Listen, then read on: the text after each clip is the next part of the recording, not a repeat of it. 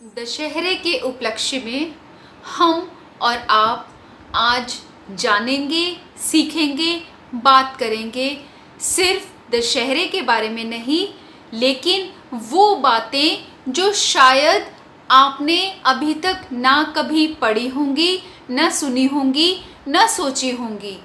आज हम जानेंगे दशहरे का असली मतलब क्या है, रावण कौन थे, भगवान राम ने रावण को इस दिन युद्ध में हराया था, रावण को जलाया नहीं था।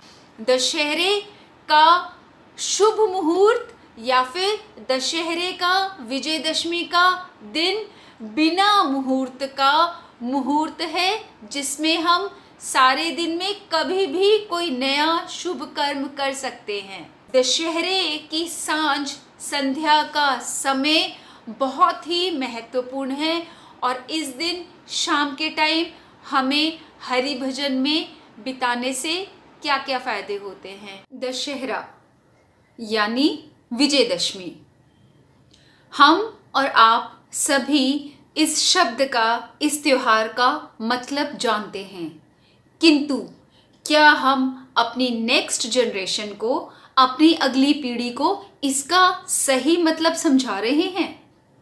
शायद हाँ, शायद नहीं।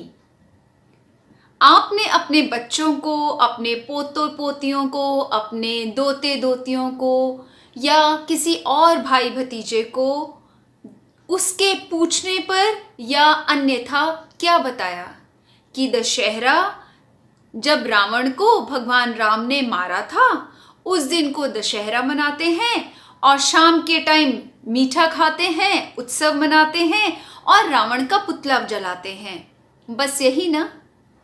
क्या हमने अपने बच्चों को, अपनी आगे आने वाली पीढ़ी को, जो बड़ी हो रही है, जो कल इस देश का भविष्य होंगे, क्या हमने उन्हें ये समझाया कि भगवान राम ने रावण को क्यों मारा था?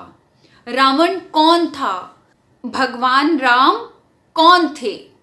रावण एक बहुत बड़ा राजा था और राक्षस था, असुर था, बहुत बड़ा पंडित था, या यूं कहें कि रावण एक बहुत बड़े पंडित थे जो शास्त्रों में पारंगत थे, जो भगवान शिव के बहुत बड़े भक्त थे। उन्हें भगवान शिव से बहुत बड़े बड़े वरदान भी मिले हुए थे, किंतु उनकी एक भूल, एक मुख्य भूल और उनका अहम उन्हें ले डूबा। उन्होंने सीता माता का हरण किया और उन्हें अपनी कैद में रखा, अशोक वाटिका में रखा, किंतु उन्होंने कभी भी जबरन सीता माता से विवाह करने या उन्हें अपनाने की गलत कोशिश नहीं की। रामचरितमानस, रामायण और हमारे विभिन्न मुख्य ग्रंथों में इसका सही सही आख्यान, व्याख्यान है, किंतु अपने अहम के कारण या सामयिक कुबुद्धि के कारण और इस मुख्य भूल के कारण उन्हें भगवान राम के हाथों मरना पड़ा। हालांकि भगवान राम के हाथों मरने की वजह से वैसे भी उनकी सद्गति हुई, लेकिन क्या हमने अपने बच्चों को बताया कि हमें वो गलतियां नहीं करनी जो रावण जैसे महान पंडित ने की थी? यूं तो उनमें बहुत गुण थे, पर ये गलती करने के कारण उन्हें भगवान राम ने मारा। क्या हम अपने बच्चों को ये सिखाते हैं कि दशहरा यूं तो बुराई पर अच्छाई की जीत है, या हम ये बताते हैं उन्हें कि हमें गलत काम नहीं करने, क्योंकि एक दिन गलत काम करने वाला हारता है और सही काम करने वाले की जीत होती है? क्या हमने उन्हें ये भी समझाया कि दशहरा का पूरा दिन सर्वार्थ सिद्धि योग होता है? जैसे कुछ विशेष व्रत और त्योहार होते हैं जिनमें किया गया जप तप पाठ पूजा होम हवन इत्यादि अक्षय फल देते हैं, ऐसे ही दशहरा का विजयदशमी का जो दिन होता है वो भी एक बारी, सिर्फ एक बारी भगवान का नाम लेने पर उसका कई गुना फल देता है। और खासकर जब संध्या समय होता है, शाम को जब दिन और रात मिल रहे होते हैं, यानी सूर्यास्त से तकरीबन कुछ मिनट पहले और सूर्यास्त के कुछ मिनट बाद ये संध्या काल होता है। संध्या भगवान सूर्य की पत्नी है। उस समय किया गया जप तप ध्यान भगवान का नाम अक्षय पुण्य की प्राप्ति कराता है। उसका कोई मेल नहीं है, उसका कोई जोड़ नहीं है। इस दिन खास तौर पर बाकी सब काम छोड़ के सिर्फ प्रभु का नाम कीर्तन और उसका धन्यवाद करना चाहिए और प्रभु को बोलना चाहिए कि प्रभु हमें सब बुराइयों से दूर रखिए, हमें इतनी शक्ति दीजिए कि जैसे आपने हमेशा सत्य का साथ दिया, हम भी कठिन किंतु सत्य की राह ही अपनाएं, हम भी अपने अंदर की बुराइयों पर विजय पाएं और हम ये हमेशा समझें कि हमें बुराइयां त्याग के हमेशा अच्छाइयों को ही अपनाना चाहिए, क्योंकि अंततः बुराई पर अच्छाई की ही जीत होती है। बुराई का सिर नीचा होता है और अच्छाई का सिर गर्व से ऊंचा। हमें अपने बच्चों को ये भी बताना चाहिए कि विजयदशमी या विजयादशमी दशमी तिथि को आता है। आश्विन मास के नवरात्रों की नवमी के अगले दिन दशहरा मनाया जाता है और ये उसी दिन होता है जिस दिन सायंकाल को दशमी हो। धीरे धीरे प्रयत्न कीजिए कि अगली पीढ़ी को हम इंग्लिश डेट्स के साथ साथ हिंदी तिथियों का भी ज्ञान दें। विजयदशमी का पूरा दिन ही बहुत ज़्यादा महत्वपूर्ण होता है, किंतु सूर्यास्त से कुछ समय पहले से तारे निकलने तक का समय बहुत ही उपयोगी होता है। असली में इस दिन रावण को जलाया नहीं गया था।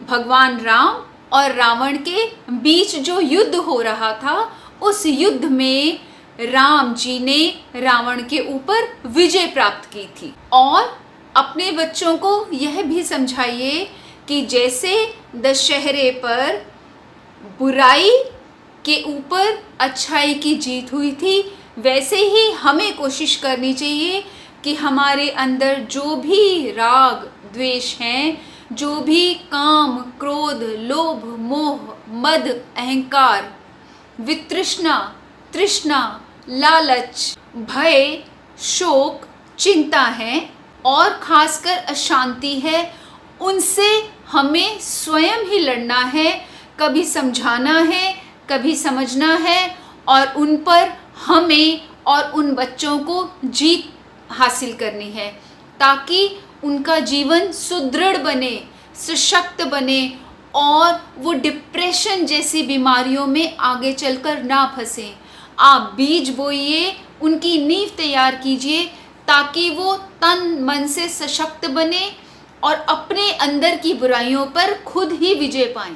दशहरे के दिन कहा जाता है कि ये बिना मुहूर्त के मुहूर्त है, यानी इस दिन बिना मुहूर्त देखे कोई भी नया शुभ काम शुरू किया जा सकता है या किया जा सकता है, क्योंकि यह पूरा दिन स्वयं सिद्ध मुहूर्त का दिन कहलाता है। प्रायः हमें कुछ मुख्य शुभ कर्म करने से पहले पंडित से पंचांग देखकर मुहूर्त की तिथि तय करनी होती है, किंतु इस दिन किसी भी क्षण किसी भी समय किसी भी घड़ी में नया काम शुरू किया जा सकता है।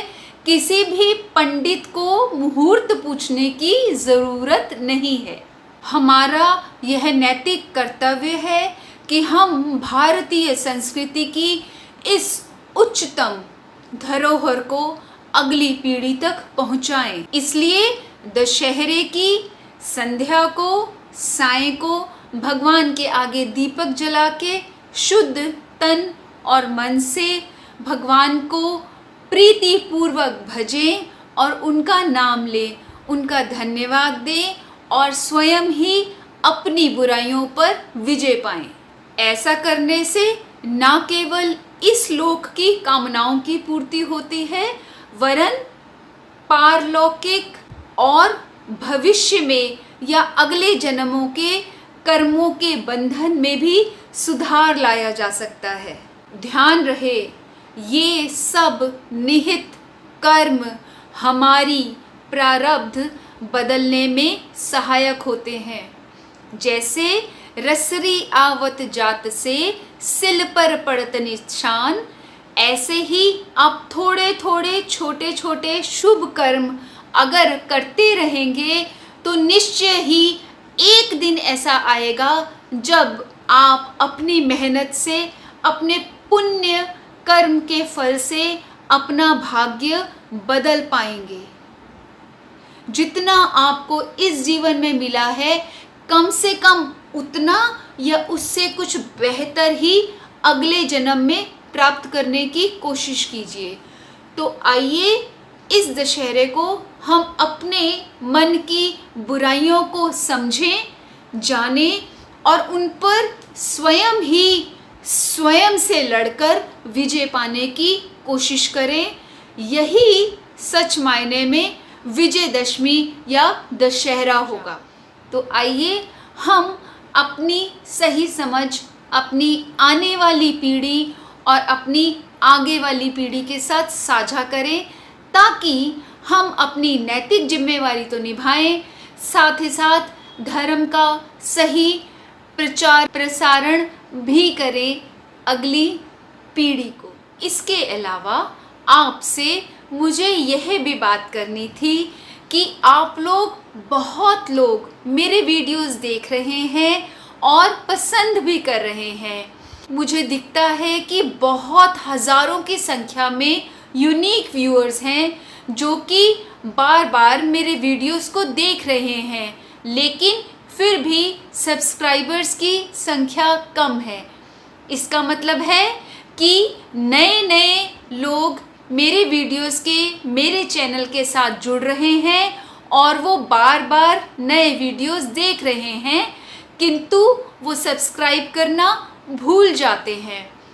इसीलिए आपसे मेरी रिक्वेस्ट है कि चैनल पर जाकर या फिर इसी वीडियो को देखते हुए आप प्लीज़ सब्सक्राइब कीजिए और इस चैनल में, इस वीडियो में या किसी भी वीडियो में आपको जो भी सबसे अच्छी बात लगी उसे मुझे कमेंट में लिखकर बताइए, जिससे मुझे भी पता लगेगा कि आपको क्या सही लग रहा है।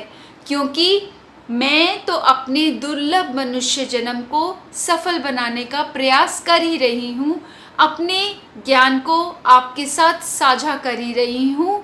अब ये आपकी बारी है कि आप कुछ नया सही समझ सीख के मुझे बताएं और औरों के साथ शेयर करें। इस बातचीत का ताना बाना आगे चलकर बढ़े, इसके लिए आपको सब्सक्राइब करना अति आवश्यक है। इसलिए मुझे भी प्रोत्साहन दीजिए, सब्सक्राइब कीजिए, लाइक कीजिए और कमेंट में लिख के बताइए कि आज के वीडियो में आपको मुख्य 3 बातें नई क्या पता चली, ताकि ये हमारा बात का सिलसिला आगे बढ़ सके। हैप्पी दशहरा, विजयदशमी की आपको बहुत बहुत शुभकामनाएं।